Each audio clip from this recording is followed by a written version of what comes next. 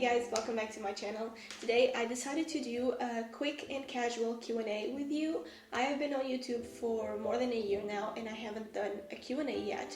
So I recently asked you on my Instagram story and on my YouTube community tab questions for me to answer in a video, and today I'm going to answer them. So the two questions that I want to answer right off the bat are the ones that a lot of people have asked me and that I answered multiple times, but probably because I never did a video of a Q&A, I'm going to answer them right away, which are: how old are you and where are you from?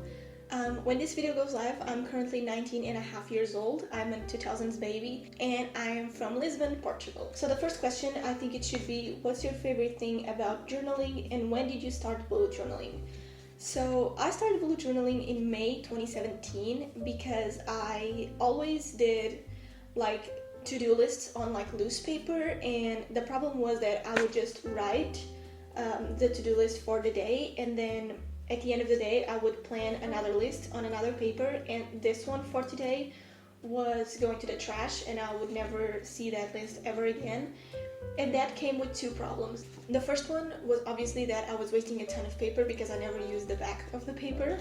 And the second problem was that I wasn't keeping a record of what I was doing. I noticed that that was a problem. I wasn't keeping a record of everything that I was doing. And one day I was casually navigating on YouTube and I saw this video about like bullet journaling, and it was a bullet journal setup for the upcoming month. I think it was either May or June, I don't remember. And I realized watching the video that what she was explaining and the spread that she was doing was something that I would love to have. And I remember that in April I ordered a Moleskine notebook and I planned everything to start bullet journaling in May, and since then I've been improving a lot and I decided that that was something that I really needed. Next question is, what is one stationery item that you couldn't live without? So I have a lot of pens and stationery, but essentials, I would say that for at least like fine liners and everyday pens, I would say that are the 𝚌𝚑𝚎𝚌𝚑𝚎 pens. My stationery box is over there, that's why I'm looking over there.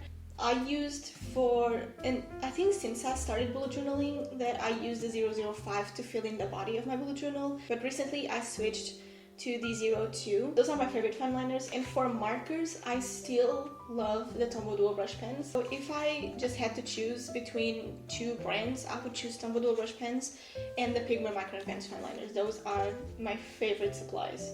I couldn't live without them. Next question is, what is the most difficult part for you when you make a monthly setup? I think that the hardest part in my monthly setup is probably my monthly calendar. I am someone that needs to change their layouts every time that they don't work, and as you can probably tell by my monthly setups, I never repeat like 2 months in a row a calendar, except for September and October because I wasn't like with ideas to try another layout. But I try to never repeat 2 months in a row the same calendar or the same weekly spreads, because I feel like you should always change things up, and my monthly calendar, it's always a struggle because when I do the big one with squares like I did for January, I like when I see it, but as soon as I start filling it in and it's a weekend January, I just want to change that calendar. That's why I never do the same calendar for every month, because I'm still trying to figure out what works when. Like, it's because I'm not really into bullet journal on that month, and that's because that monthly calendar is not working, or it's because I don't need that calendar, or it's because I need a bigger one, a smaller one. It's always a struggle to set up my monthly calendar. Next is, what do you like the most about yourself? I wanted to include this question because I feel like I never talk about me, and probably because I never did a Q&A. The thing that I like the most about myself, it's probably the fact that I'm very organized. I think that the fact that I'm really organized really helps me to, you know, have a job and produce videos and post every Saturday and, you know, get organized to do more, because if I didn't have my bullet journal or my Google Calendar, I would be lost because I would never know what to do. I really feel like me being organized, it's what brings me to this stage in life, and if I wasn't organized, I wasn't here. Next question is, do you do pen paling? Yes, I recently opened a PO box. I didn't have the PO box in time to post on the Bujo vlog that I did, talking about that I was doing pen pals, but now I have a PO box. I'm going to put the address here. So feel free to write me a letter or to exchange pen pals with me. Here is my PO box. I'm probably going to start a new series on my channel about pen pals, like pen pals with me and writing letters and reading letters on camera, something like that. So I'm really excited.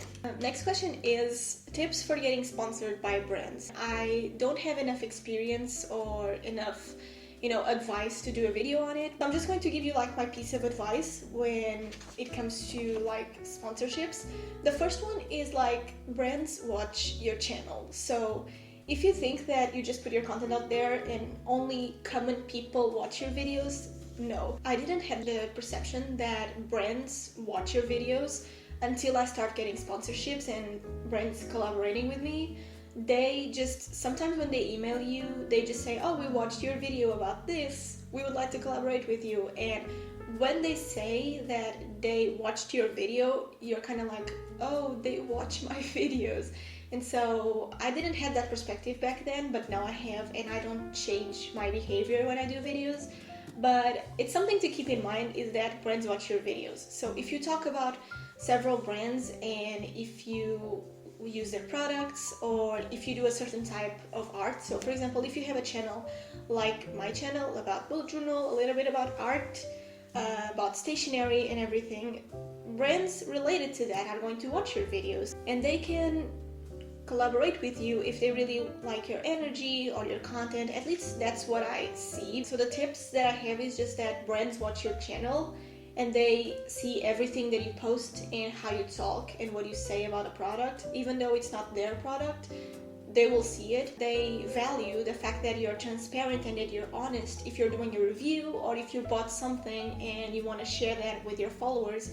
Like, I bought this item, this is what I think about it. I did that for the notebook therapy Tuki bullet journal. I received it, I did a video about it, and I plan to do a video once I finish it, like a final review, like this is what I liked about the notebook, this is what I didn't like, this is what they could improve, type of thing. You just need to make videos, to make posts, to use products, to put your content out there, and they will watch you and they will see your content, they will see your videos, and they will reach out to you. The next question is, did you pass your CCNA and what are you doing after if so? So if you're new here, I don't do YouTube for a living. I actually work in a bank here in Portugal. I'm a communication manager and I did a video back in May, I think, about how I failed and how I passed my CCNA certification. CCNA certification is a certification by Cisco. If you don't know what that is, I'm going to leave a link in the description. But that is a certification that I have and it's a hard exam to pass because I finished high school and then I took that certification. Specifically for people that asked me this question, I did the certification in June 29th, right before my birthday. I passed the exam and throughout July, I went to a lot of job interviews and at August 1st, I started working. So it was basically a month between ending the certification, going on job interviews, and starting a job. So this is my advice for someone that is studying IT. If you don't want to go to college and you want to have a good job and you know what area you like, take a certification. There are a lot of benefits from it. It's kind of expensive, but you get a lot of information, you learn a lot about things. And for someone that is only 19, it's amazing to have a certification and have a job and to know that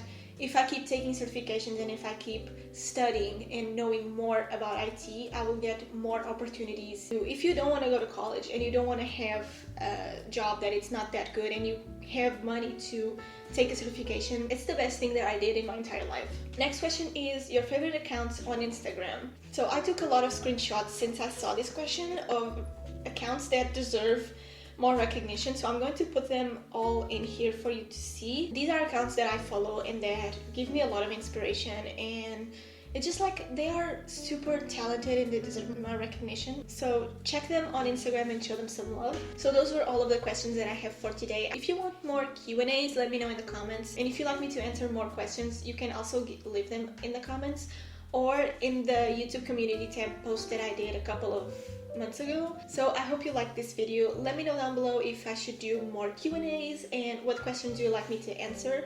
Don't forget to subscribe to my channel and to write me a letter to my PO box if you want. And I'll see you in my next video. Bye guys.